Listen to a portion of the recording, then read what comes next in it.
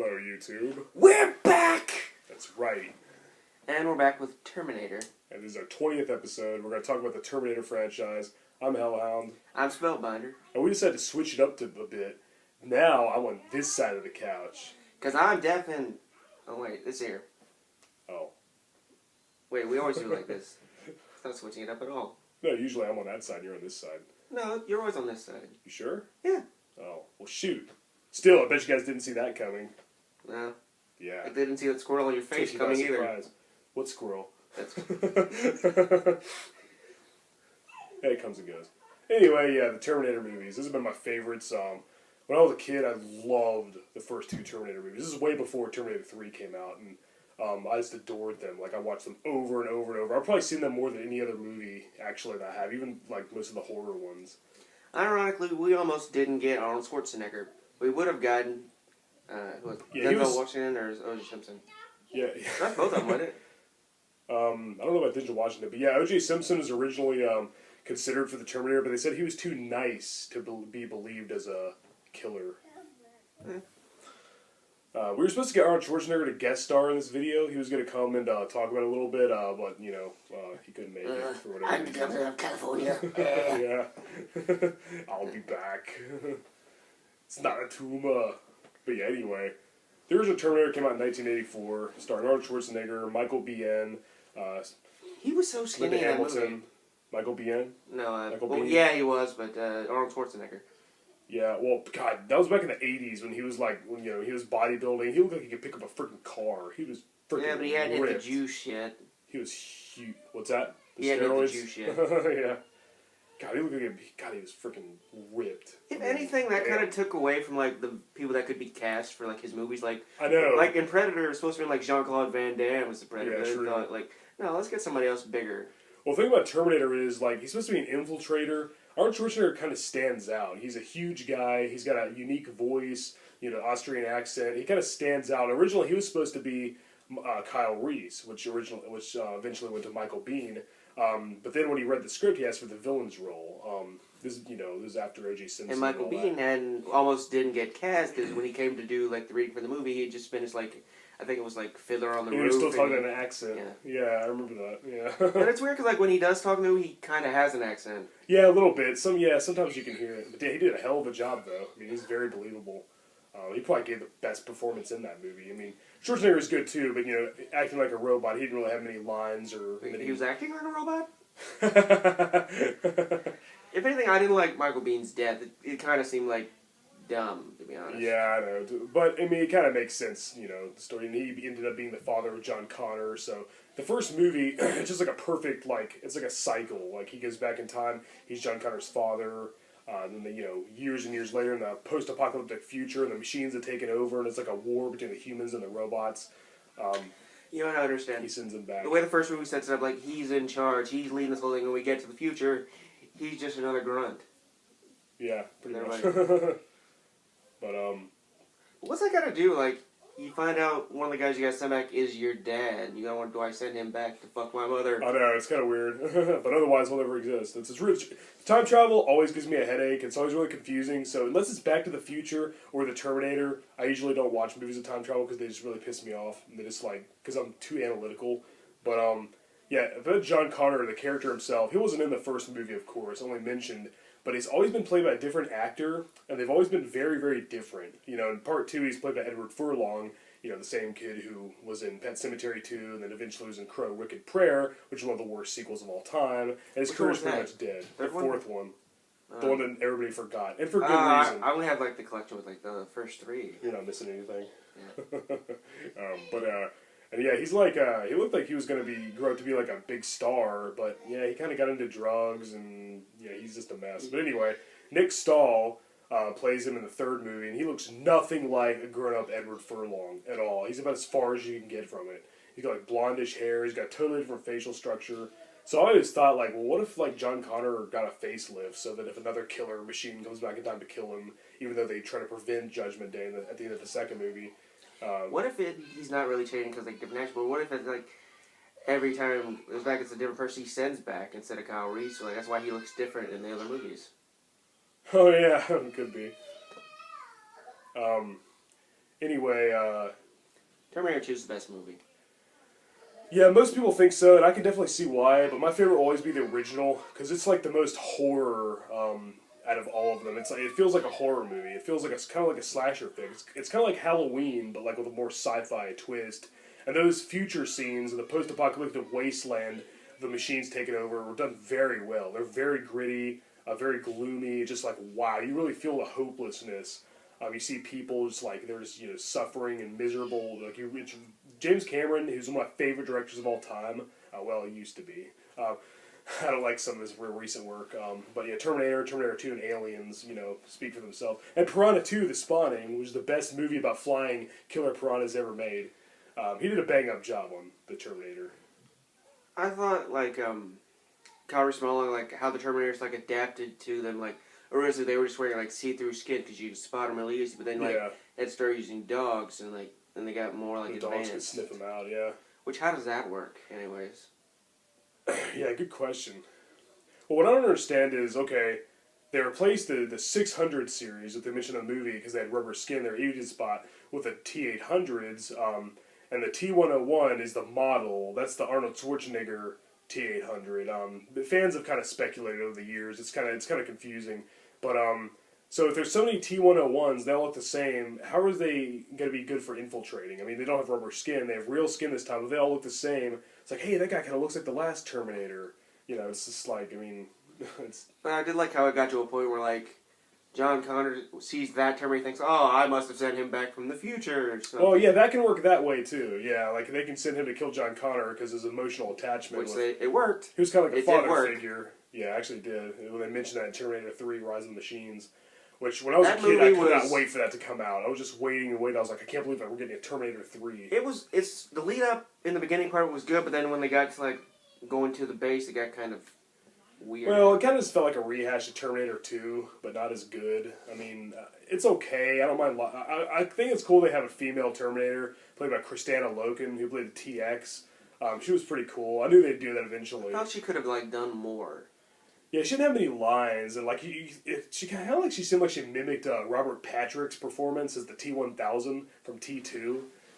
It kind of felt like she was just doing the same thing he did, which isn't bad. I mean, they're all machines, so she kind of seemed like I think she mimicked the movements of a type of eagle. She was almost like reptilian, very cold and icy, and just I think she did do a good job. But yeah, they could have given her more to work with. I have to wonder, why Scott decided, let's create a Terminator that can take out our own Terminators. Yeah. How's that not going to Terminator. Yeah, it's kind of weird. Yeah, T-1000 in the second film. Her blending ability is, possibly, she can change herself. Yeah. She makes her boobs grow and changes her hair. Yeah, it's like her skin is liquid metal, but she is like a machine underneath, just like the T-800s. But she has all these fancy weapons and everything. She can, she can do all this fancy stuff. But she can still shapeshift, just like the T-1000 and T2. But see, I think this proves why, the T-1000 was better, because, since he doesn't have, really advanced stuff, if he gets hurt, he's just, he's backing out to her, her flamethrower got injured, hurt, so, she quit using it. Exactly, yeah, he was frozen and shattered into pieces, and he still came back. Nothing could stop this guy. He was in several explosions, and he would just, reform almost immediately. And it's really how could they make something like that? I guess it's a bunch of nanobots all together, and when they're spread out, all they know how to do is rejoin with the other nanobots, really really tiny, microscopic almost, little machines, and eventually form a liquid metal Terminator. I did like how in the beginning, it's ambiguous, which one is actually the one sent back to kill him. Exactly, yeah. It's because you see Arnold and you're like, oh, is he going to be the bad one again? And then, you see this. But really, though, they kind of screwed it up because the T-1000 kills a cop, almost immediately. And so it's kind of you kind of tell by his body language. Well, yeah. But yeah, then John Connor's played by Christian Bale in Terminator Salvation.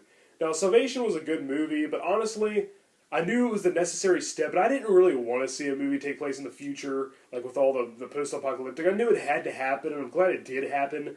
I thought it could have been done a little better, because it didn't look like the future we saw in the first two movies. It seemed like it was always daytime. The first two movies had always pretended at night, and it just looked a lot different and a lot better done. Yeah, there was no piles of bodies. Yeah, I know. It wasn't quite as grim. It actually looked kind of, it wasn't That Like, it was like bad, California. but it wasn't that bad. Yeah, it did.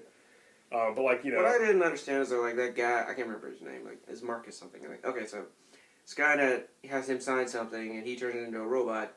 He never actually mentions that to anybody in the future, like... Yeah. Well, he still has his own brain, though. It's kind of like RoboCop type thing. They just said they'd give him, like, a metal skeleton. But then, surprise, we realize he's actually working with programming, not free thought, which is pretty cool. Yeah, well, that was pretty cool. He was like a prototype. There's a lot of stuff in that movie I could have done without. I would have rather more references to the first two. That's more of a setup. It was weird because it's like a prequel, but it's like a sequel at the same time. Like, it takes place before the first two, because the future events, before they go back in time, but it takes place after them, too. So, you know, time travel is always confusing. But Arnold Schwarzenegger wasn't in the fourth movie, Terminator Salvation, but they did use, I think it was Roland Kickinger. He was Arnold Schwarzenegger's body double, and he actually played one of the zombies in the movie Reanimator, and they just put a CGI Arnold face over top his, and so they did show the T-800, and it was really cool when we did see him. He just came out of off the assembly line, I guess it looked like, with his new skin, and then he fights John Connor. That was probably the best moment of the whole movie. And then, of course, he returned in the fifth movie, Terminator Genisys, where I really liked the guy who played John Connor. Jason Clarke. Then Emilia Clarke from Game of Thrones played Sarah Connor. She did a good job. Jay Courtney wasn't a very good Kyle Reese. He could have been a lot better, especially when you compare it with Michael Biehn, which is just no comparison. But they stupidly made John Connor the villain, and I really didn't care for that. Like, he was like a new Terminator. He got infected, and like, I don't know. I could have really done without that. But other than that, it was cool seeing them recreate the scenes from the first movie, because like the Terminator is sitting back in time at the beginning, and it turns out there's actually another Terminator, Arnold Schwarzenegger, who's aged a lot, was sent back in the 70s to protect Sarah when she was a kid. So the timeline's been all screwed up. It's not the same as in the first movie. But they did recreate a lot of the scenes, like with the Terminator fighting the punks at the beginning, in the department store where Kyle Reese is getting his clothes. There's now a T-1000 back then, too, played by this Chinese guy. I forget his name. Or Asian guy. Chinese. Yeah. His name, I don't even remember. But he did a pretty good job. He kind of mimicked Robert Patrick's performance from T2, but he did a good job. It was cool to see a T-1000 again. I would have rather the movie take place in the past, though, instead of, because they had another time machine. They had to jump forward to like 2017, and like they now made it to where Skynet, which was what took over the world, made the machines self-aware and stuff. They made it like there was like an iPad type device that was like plugged into everything. It was going to go online. And so it kind of made sense, the way the days are now. They kind of modernized it, which is clever. But I still think Terminator Genisys could have been done a lot better. It was cool seeing Arnold again, though. And there's things I certainly liked about it. But I still think it could have been done better. And overall, I thought it was kind of mediocre. I'd give it like maybe a 6 out of 10. Maybe a 7, because I really did like seeing those 1984 scenes recreated. They did a good job. I think this is one of those proper arguments, sort of like, why people in Game of Thrones shouldn't be cast in anything else, because that's all you think about is Game of Thrones. I did see just the chick from Game of Thrones a lot, but she did a good job. She even kind of looked like little Linda Hamilton in the face. Actually she was actually a little more attractive, honestly. She didn't have the '80s mullet either, but there's no replacing Linda Hamilton. She is Sarah Connor. I gotta wonder, like, to this whole movie, she still makes those weird faces when she talks. And her eyebrows. Which one? Emilia Clarke. Oh, yeah. I know. Yeah, definitely. Yeah, it's cool seeing all those characters again. It's going back to the beginning. What would have been cool is like if they go to the future and there's like a thing for Game of Thrones and she's. Oh yeah, that'd been funny. They should do that. Yeah, it was cool seeing Sarah and Kyle as the main focus again, seeing them as the main characters instead of John.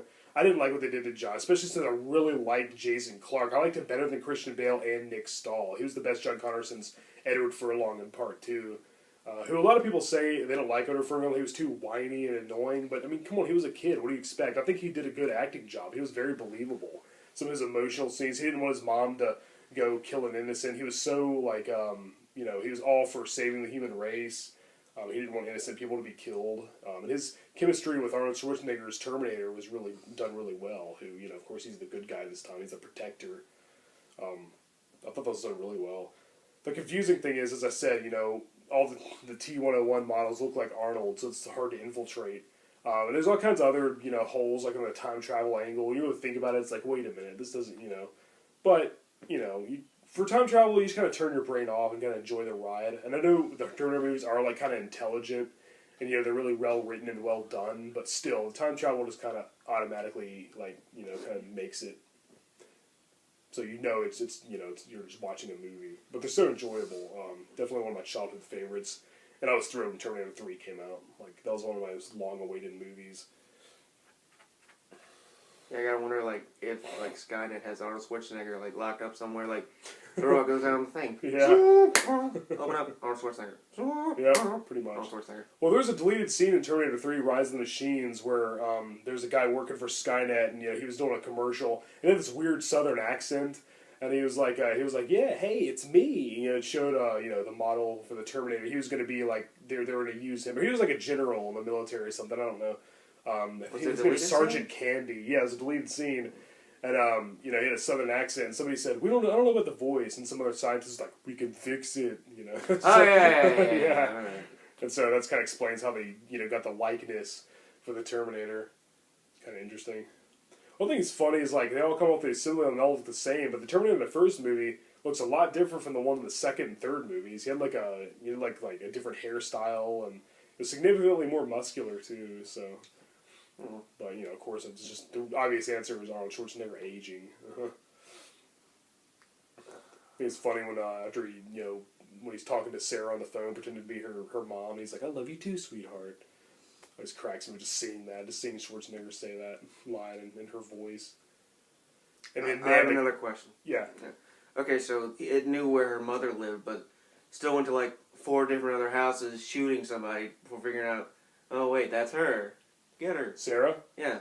Well, there's 3 different Sarah Connors in the phone book. I think the Skynet only knew the town she lived in. See, Kyle knew what she looked like, as John gave him a picture of her, which really awesomely enough is taken at the very end of the movie, setting up that scene. But there's 3 Sarah Connors. I think he was just going to kill all 3 of them, just be done with it. If he actually succeeded and he killed the real Linda Hamilton Sarah Connor, I'm not sure what he would have done after that. Would he have shut down? Or maybe went on to kill other Sarah Connors. I think the movie wanted us to know that he knew that was the real Sarah Connor. It's kind of ambiguous. I think he kind of knows Kyle Reese is somebody from the future. I mean, for all he knows, he could just be some protective boyfriend. But I think, I don't know, I think he can just, I think he knows. They don't really make it clear, but I think he knew she was the right Sarah. And that scene where he shoots at the police station was friggin' awesome. Nobody cleaned house like the Terminator. And the dance club scene, too. So 80s. It's right up there with the one in Fright Night. Another thing that they seem to gloss over, Reese didn't come back by himself. He came back with somebody else. They got, fused with, a grate or something. Yeah, the original script, they sent back 2... Terry, wasn't it? Or, yeah, something like that. They sent back 2 protectors for Sarah in the original script, and then one of them, Reese's partner, wouldn't have lasted long because he would have, teleported right in the middle of something. He would have fused with it, and it would have killed him. And I think his dying words are, Reese, save her. But this is retcon in the sequels where whatever comes from the future, is just replaced by its future counterpart. If a Terminator came in here right now, warped right here, all this would disappear. The couch and the laundry basket beside of it would just, they would just disintegrate. Yeah. Wait a minute. Then how did... No, well, never mind. Because they changed it in the sequel. Plus, it never really contradicted that in the first movie anyway. But that was in the original script, and they deleted that. I remember I was reading the original script, and the part where he's explaining to the police station, and Dr. Silberman, who returns for the next 2 sequels, he was in the only other actor other than Arnold who was in the first 3. When he's explaining to them, he was explaining, yeah, only 2 of us, only 3 of us came back, and me and my partner, and and the Terminator. And it's interesting because they take after she crushes the Terminator in the factory at the end of the first movie, they discover his cybernetic arm. There's a deleted scene in the first movie where that factory was actually Cyberdyne Systems, like an early, in an 80s, in their infant stage. Cyberdyne sounds a whole lot more menacing than Skynet. It does. It really does. But it was Cyberdyne that developed all that technology. Skynet was just the AI, or whatever, like the internet and stuff. It's a really cool concept. James Cameron's a genius, and all he had, he was dirt poor. He was penniless. He was living in his car when he wrote the script. I think he was actually working on another movie, but this was his dream. This was you know, the project he really wanted to do. And all he had this vision of like a metal skeleton rising from some rubble, like amidst flames, and like he'd have to road it backwards from. When did he marry Linda Hamilton? Like after Terminator? Yeah, I think shortly after. Yeah. He had the hots for her. It was obvious. It's kind of weird how like between like the first movie and the second movie, she looks so different. I know. You almost think like a different person. I've never seen a character change that much. She bulked up, and she was just so different in the second movie. In the first movie, she was more innocent and naive, and she, she was kind of she was kind of like the damsel in distress. You know, she just needed to be protected. In the second movie, she was badass. She was just like, wow. She was kind of like Kyle Reese is in the first movie. Some people argue no because she still needed to be protected by the Terminator. Well, come on, she's fighting a T-1000 in the second movie. I mean, come on now. It's a much more advanced, much more dangerous, more deadly machine than the T-800. Even though they were able to outsmart it in the end. Did they outsmart it, or did he just forget he has superpowers? Who? T-1000? Yeah. Probably a mixture of both. I mean, you think that the super smart AI would think, hey, let's not make him vulnerable to these things. Yeah, you think so. Well, in the second movie, in the director's cut, like they restored the deleted scenes where after he was frozen and shot to pieces by Arnold, and he reformed, he was glitching. Like he would touch metal, and like he would mimic like different textures and stuff. And he was like, he realized he was like malfunctioning, and that's how John realized when he took the form of his mother, since could transform. That's how he realized that she wasn't his real mom. His real, the real Sarah was behind him. He was disguised. That's how she realized that because he was malfunctioning. What would have been cool is like when he malfunctions, like when he was Sarah Connor, like his malfunction, like she starts to like act like she's had a stroke, so like her mouth would twitch, her eyes would like she looked like something's wrong with her. Yeah. Instead of like, oh, she's right there, like figure it out. Yeah, it's weird. Yeah, in the theatrical version, it's kind of like, well, how did he know? I mean, I guess because she says, "Get out of the way, John," and his mom never seen that helpless. But like in the deleted scenes, he could see that her feet were like merging with the floor, because he was glitching up. So I guess in Terminator 3, like Linda Hamilton wasn't in it. Sarah Connor was now dead. Canonically, it's canonical that she was dead. John now has a love interest, played by Claire Danes, Kate Brewster. I was worried that I was just going to totally hate that character, but she actually ended up being okay. She ended up being his wife in Terminator Salvation, Kate Connor. Played a different actress, though. I can't remember the actress's name, who was in Terminator Salvation, replacing Claire Danes. But what's weird? She actually was a cool character. I just remembered. They were supposed to meet at Eric Kripke's party. Mike Kripke. Yeah, Kripke. It's weird. I heard the actors kept laughing about the name. Like, they kept having to do reshoots, and like they had to do different takes, so they kept laughing about his name. One of my favorite Terminators out of the Terminators would have to be like it'd be Crow Marty out of the Sarah Connor Chronicles. Chronicles, yeah. Yeah, it's like because like this is like he's done it better than like all the other ones. Like swears like John doesn't know he's a Terminator. It's like the last like second right before he's like almost killed. Then like he changes actors like halfway through the show, so it's kind of weird. And like. I think Shirley Manson's T-1000 was really cool in Sarah Connor Chronicles. That's the singer from Garbage, and she played T-1000 in that series. I don't know, man. I like this. She's a little too emotional, though. I think they actually called her like 1500 or something. I don't know. Maybe I'm wrong. If anything, if she's emotional, it means like it's become more advanced. Well, yeah, true. Well, they even mentioned in the novelization and stuff that like they were worried that the T-1000 would take over because it was like too smart. Like they were worried that they couldn't control it, so that's why they sent it back in time. It was unpredictable, and like it was, it was really smart. They made it a little too advanced, even though it was a prototype, and like they were worried about that. So wait.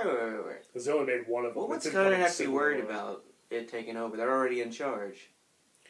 Yeah, but I mean, he could have taken over them, I guess. I don't know, and fought back. I don't know. That's what it says in the novelization and some other things. I think maybe in the original script too, they mentioned that.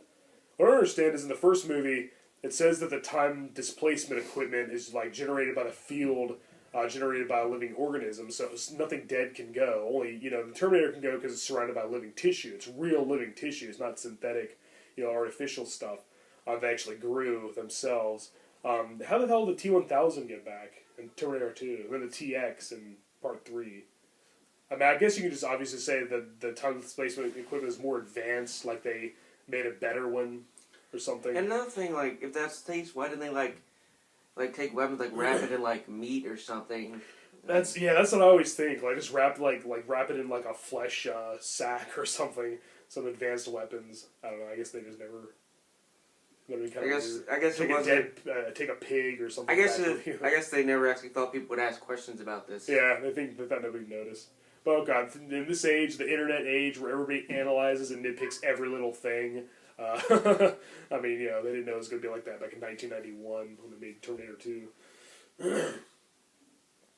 Judgment Day. And the timeline's a little screwy, too. Like, Judgment Day is supposed to happen in 97, and, so there's a little bit of discrepancies there. So when does Terminator 2 take place? Because if the first one was 1984, and John was, like, 13, it would have already been, like, around that time. Plus his age changes. Like in the third movie, he mentions that he was 13, and then in Part 2, and I think the police scanner that the T-1000 looks up said he was like 10. So I don't know. His age is kind of ambiguous as well. But anyway, yeah, we've already passed the 25-minute mark. Is there anything else you'd like to add before we wrap this video up? I could talk about Terminator for hours. There's all kinds of things I could have mentioned. I could have talked about, but as I said, I'll probably review all the movies on my own show eventually, and I'll talk more about it, because I could talk about these movies forever. I just love this stuff. Nah, I think we got everything. I think we talked about it a good bit. We didn't really talk about Terminator Salvation much, but who cares? It's kind of my least favorite one. Well, Christian Bale is a good John Connor. I'm really glad he didn't do his Batman voice. I'm John Connor. Yeah, I'm John Connor. I'm not letting Steiner take over. We don't kill Terminators. Killing is wrong. Yeah. They totally should have done that. Just so see. They should be like, I must quit smoking. Alright, well, it was good to be back. It's been like 6 months since we did a video. I'm Hellhound. I'm Spellbinder. And thank you for watching Dead Level Discussions. Until next time. Peace.